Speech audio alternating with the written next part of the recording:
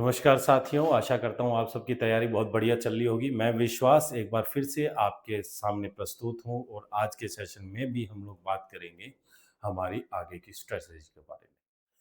पिछले सेशन में स्ट्रेटजी के अंदर मैंने आपको बताया था कि आपको पहले फेज के अंदर यानी कि सबसे पहले क्या करना है। हमारा जो स्ट्रेटजी है ये 3 महीने का स्ट्रेटजी है और इस स्ट्रेटजी के अकॉर्डिंग आप डेफिनेटली 100% जो है इस एग्ज़ाम को क्रैक कर सकते हैं। पिछले वीडियो के ऊपर भी एक बच्चे का कमेंट आया था कि सर अभी से तैयारी करें तो क्या पेपर क्रैक हो सकता है? मैंने रिप्लाई भी किया था 100% हो सकता है। बी रेगुलर और हमारी बात माननी पड़ेगी आपको। एक बार फिर से मैं आपको बता दूं कि ये क्यूआर कोड आपको यहाँ पर दिख रहा है। अगर आप कंप्यूटर अनुदेशक एग्जाम के लिए प्रिपेयर कर रहे हैं तो इस क्यूआर कोड को स्कैन करिए और ये जो फॉर्म यहाँ पर मिलेगा इसको जरूर भरिए। चलिए स्ट्रैटेजी की बात करते हैं। तो पिछले सेशन में मैंने आपको बताया था कि सबसे पहली स्ट्रैटेजी तो आपकी यही है कि सबसे पहले आप अपना जो है बेसिक क्लियर करेंगे। 15 जून तक, 15 मई से 15 जून की बात की थी, जिसमें मैंने आपको बताया था कम से कम 8 या 10 घंटे आप रेगुलर पढ़िए, है ना। और किस तरीके से पढ़ना है, मॉर्निंग में, आफ्टरनून में, इवनिंग में और नाइट में क्या पढ़ना है, सब चीजें मैंने आपको बताई थी। अभी और इसको मैं डिटेल में करूंगा कि 6 से 8 क्या पढ़ना है, 8 से 10 क्या पढ़ना है, वो भी मैं आपको बताऊंगा। तो चलिए सबसे पहला जो हमारा फेज था वो है फेज हमारा है आपका जून से 15 मई से 15 जून तक का। ठीक है, तो हम लोगों ने यहाँ पर अभी बात की थी, हम लोगों ने बात की थी 15 मई से 15 जून तक क्या करना है ये हम लोगों ने देख लिया। ठीक है, कैसे करना है वो भी मैं आपको बताऊंगा। पर अभी थोड़ा मैं आगे बढ़ूंगा, तो अभी मैं आगे बढ़ूंगा तो अभी यहाँ पर क्या है बेटा, नेक्स्ट जो हम लोग बात कर रहे हैं ये हमारा है 15 जून से 15 जुलाई। ठीक है, फ्यूचर का ही मैं आपको थोड़ा सा यहाँ पर रेफरेंस लेके चलता हूँ। ठीक है, ताकि आपको अच्छे से क्लियर हो जाए चीजें। तो 15 जून से 15 जुलाई का जो हमारा मोड रहने वाला है, यहाँ पर हम लोग क्या करने, देखिए बेसिक और थ्योरी जो है ये 1 महीने के अंदर आप करेंगे। ठीक है, कोई बात नहीं, थोड़ा ज्यादा भी टाइम लगे तो कोई दिक्कत नहीं है। ठीक है, बट अगर आप पहले से पढ़ रहे हो तो आपको ये चीजें आराम से आप कवर अप कर सकते हो। दूसरा मेरा यहां पर है, इस सेशन के दौरान आपको एक तो एमसीक्यू के ऊपर फोकस करना है। ठीक है, इस 1 महीने के अंदर हम लोग एक तो एमसीक्यू करेंगे, प्लस जितने भी प्रैक्टिस है, प्रैक्टिस जो पेपर हैं या प्रैक्टिस जो क्वेश्चन हैं उनके ऊपर हम लोग काम करेंगे कि कैसे क्वेश्चन आते हैं, कैसे आ सकते हैं और कैसे क्वेश्चन आए। ये बेसिकली हमारा जो एक चीज होगी, ये हमारे लिए करेगा क्या, ये क्या करेगा, ये जो हमारी स्पीड है उस स्पीड को क्या करेगा, इंक्रीज करेगा, इंक्रीज करेगा। क्योंकि कई बार क्या होता है कि स्पीड भी काफी कम होती है, बच्चों को सॉल्व करने में, समझने में भी दिक्कत होती है। पीवाईक्यू के अंदर करना क्या है, देखो वैसे तो हमारा क्या है कि टॉपिक वाइज जो हम लोगों को करना ही है, यहाँ पर हम लोग क्या करेंगे, टॉपिक वाइज जो है ये भी हम लोग एमसीक्यू करेंगे, क्वेश्चंस करेंगे। ठीक है, डेली बेसिकली मैं आपसे कहूं तो अराउंड 200 क्वेश्चन जो है वो आपको डेली करने हैं। यहाँ पर डेली आपको 200 क्वेश्चन करने हैं। 200 क्वेश्चन एक अपने आप में बहुत बढ़िया आंकड़ा होता है और अगर आप इनको करोगे तो आपको आराम से समझ में आ जाएगा। और जब आप ये क्वेश्चन करोगे तो क्वेश्चन से आपको क्या होगा कि एक चीज तो आपकी ये होगी कि आपको पता चलेगा कौन सा टॉपिक आपका वीक है। ठीक है, और उससे आप क्या करोगे, जैसे जो भी आप उसका रिवीजन है, रिवीजन जो है वो आपका साथ के साथ आप वहां पर 4 टॉपिक का रिवीजन करोगे जो आपके वीक टॉपिक्स हैं उनका। तो इससे होगा ये कि आपकी जो तैयारी थी उसमें और सुधार होगा। यहां पर हम लोग जो है थ्योरी भी लेके चल रहे हैं और आपका आपका देखिए रिवीजन के थ्रू क्या हो रही है, थ्योरी हो रही है। तो यहां पर थ्योरी भी हो रही है प्लस आपका प्रैक्टिस भी हो रही है, दोनों एक ही चीज है। पर मैं कहूंगा 50-50 नहीं, प्रैक्टिस पे यहां पर थोड़ा ज्यादा टाइम दे देंगे और यहां पर थ्योरी के अंदर थोड़ा कम कर देंगे। देखो अभी तो 100% हम थ्योरी ही चलेंगे 1 महीना, आपको यही करना है।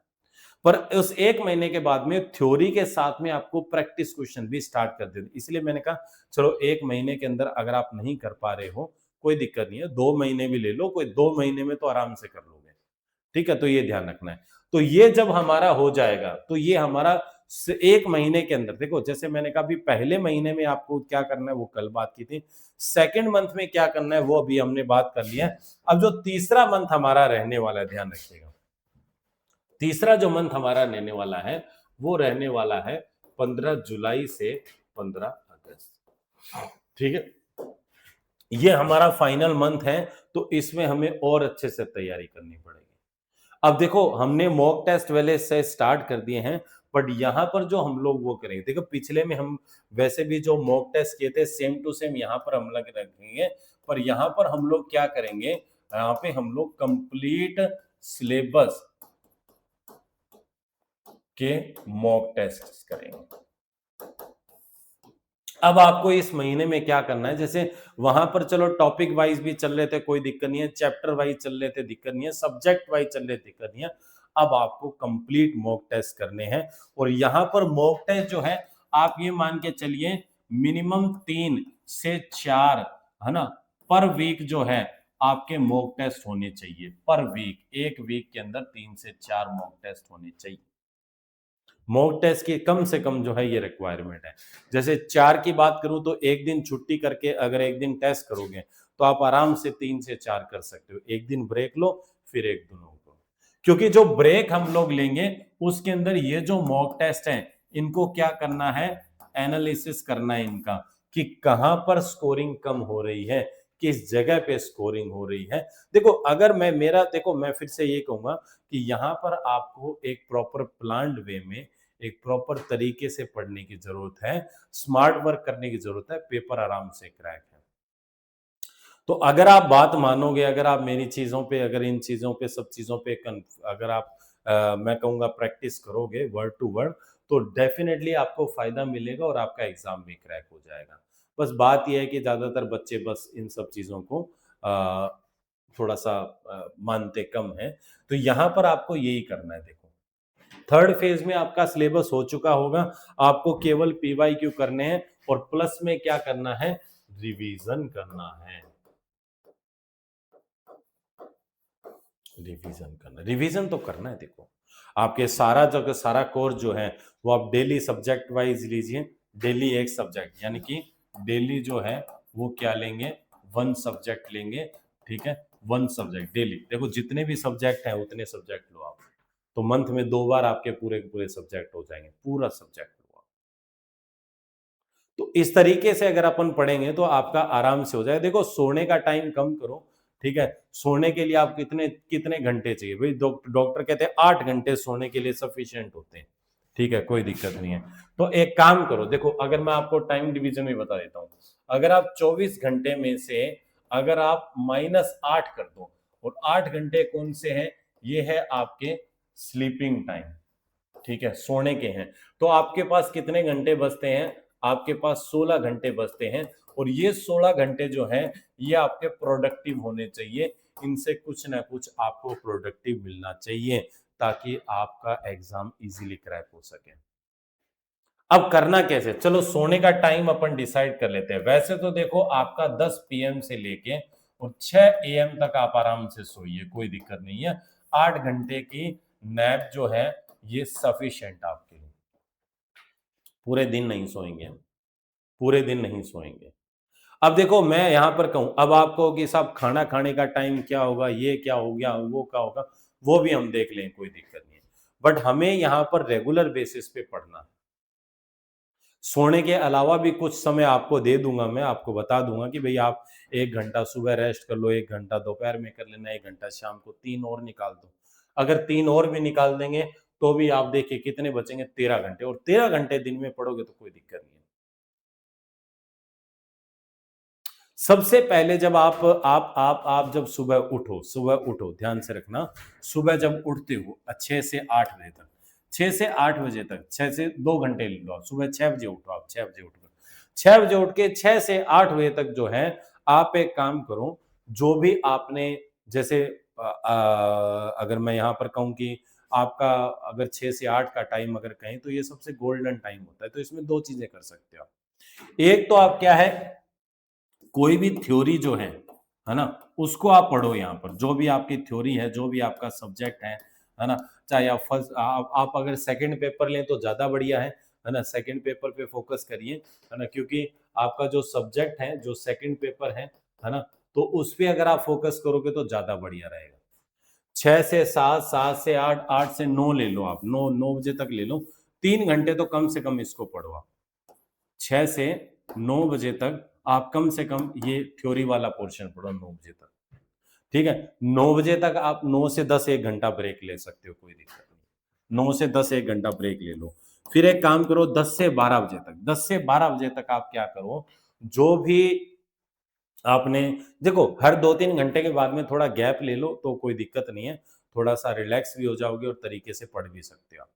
तो आप 9 से 12 बजे तक क्या करोगे, आपने ये सब्जेक्ट पढ़ लिया है, ठीक है, जो भी आपने सब्जेक्ट पढ़ लिया है, इस सब्जेक्ट के अकॉर्डिंग आप जो है इस सब्जेक्ट का, या फिर आपने जो पहले पढ़ा है, इससे पहले जो पढ़ा था उसका एक काम करो, जो भी आपने रिवीजन का पोर्शन जो करना है वो यहाँ पर, रिवीजन बहुत जरूरी है।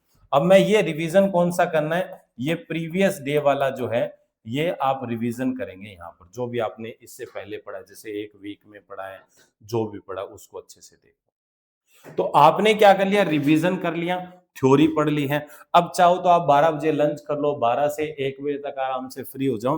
अब 1 से आप फिर बैठ जाओ पढ़ने, 3 घंटे तक, 2 और 3 2 घंटे फिर से पढ़ो, 2 घंटे का आराम से टाइम ले लो।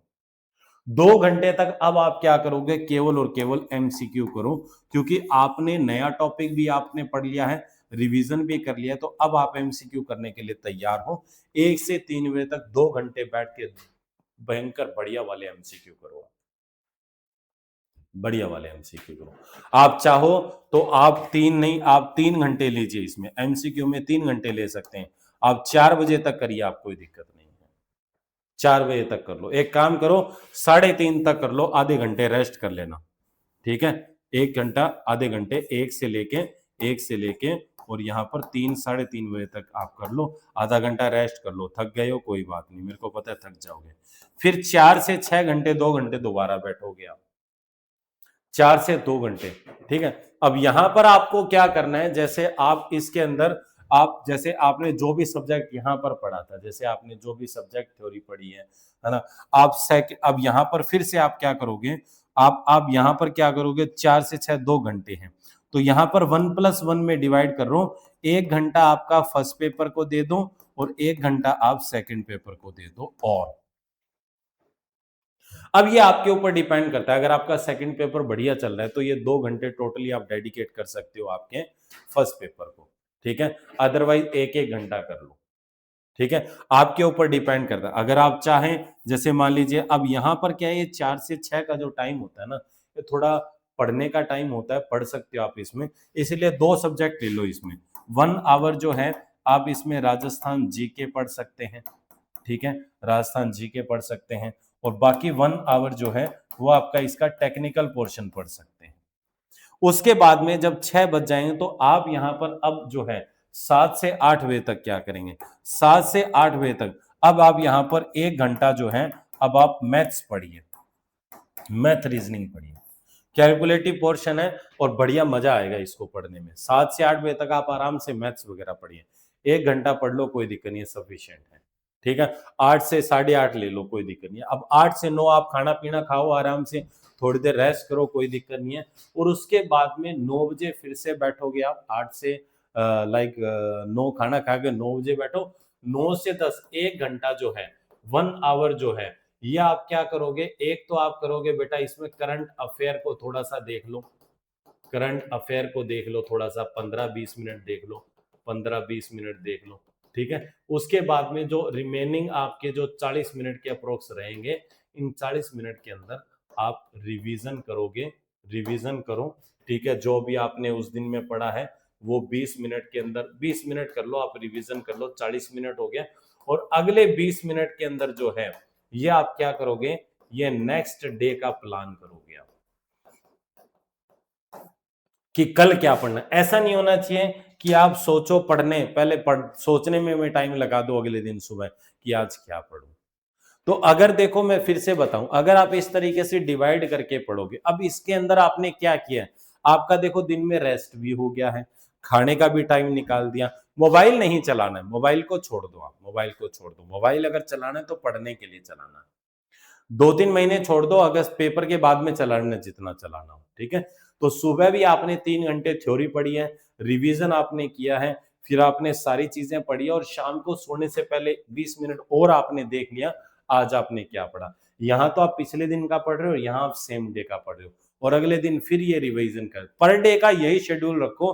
राजस्थान जीके को आप 1 घंटा दे रहे हो, टेक्निकल को आप दे रहे हो, और जैसे जैसे आपका स्ट्रॉन्ग होता जाए कोई सब्जेक्ट, उसके अकॉर्डिंग उस सब्जेक्ट का टाइम आप फर्स्ट पेपर का टाइम सेकंड पेपर को दे सकते हो, सेकंड पेपर का टाइम फर्स्ट पेपर को दे सकते हो। अगर इस तरीके से आप पढ़ोगे तो आपका पेपर 100 नहीं 200% क्रैक है बेटा, ठीक है। सो आई होप आप सब लोगों को ये सेशन बहुत बढ़िया लगा होगा, और इससे काफी हेल्प आपको मिलेगी, ऐसा मेरा मानना है, और डेफिनेटली मिलेगी।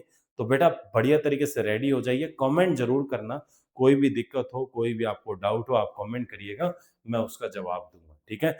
नेक्स्ट सेशन के अंदर क्या आप लोगों को चीजें दिक्कत आ रही है, मैं अब आगे जो सेशन रखने वाले मेरी तरफ से नहीं रखूंगा, मैं आपके जो क्वेश्चंस रहेंगे, जो आपके डाउट है, उन डाउट को क्लियर करने का ये सेशन है, क्योंकि अभी बच्चों के मन में डाउट बहुत है, तो उन डाउट को क्लियर करना जरूरी है। तो इसीलिए बी रेगुलर और कमेंट करिए, मैं कमेंट शाम को देखता हूँ, और नेक्स्ट सेशन फिर उसी अकॉर्डिंग डिजाइन करूंगा।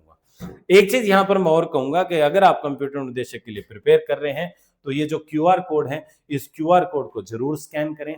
स्कैन करने के बाद में आपको एक फॉर्म मिलेगा, उस फॉर्म को मिले और अपनी तैयारी को और बेहतर तरीके से करें, ठीक है। So thank you so much, मिलते हैं अगले सेशन में।